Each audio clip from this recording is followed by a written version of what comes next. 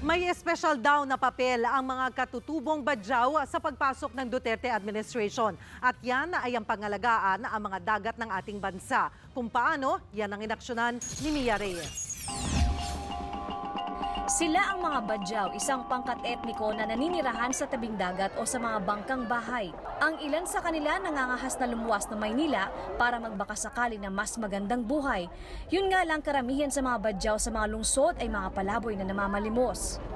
Pero ang tribong di napapansin ng nakakarami, malaki raw ang papel sa susunod na administrasyon.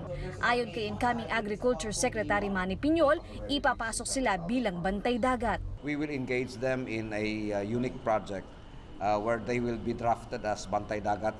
At ang trabaho nila, pabantayan ay yung mga dagat na malinis. We will provide them with bangkas para sila ay mamumulot ng mga basura, and we will pay them. Bahagi raw ito ng programang Best Coastal Community ng papasok na gobyerno. Pipiliin namin yung pinakamagaling na coastal community na walang illegal fishing, mayroong marine sanctuary, nag-o-observe ng off-season fishing, walang basura sa coastal waters, at effective mangrove rehabilitation and protection. Ang mananalo dito ay tatanggap ng 10 milyon in funds to be used for livelihood. Samantala, target din ng Duterte administration na maisauli na ang Coco Levy Fund sa mga magninyog. President-elect Duterte, Rudy Duterte, directed Secretary Panelo to look into all of these, the legal requirements, no, to release the money to the farmers. Ang sabi niya lang, that is an emotional issue.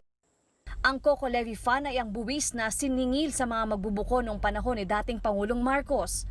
Nakalaan sana ito sa pagpapaunlad ng coconut industry, pero ginamit umano ng tiyuhin ni Pangulong Aquino na si Danding Cuangco ang pondo sa pagbili ng ilang kumpanya gaya ng San Miguel Corporation. December 2014 nang ipinag-utos ng Korte Suprema na isauli ang Coco Levy Fund sa mga magsasaka.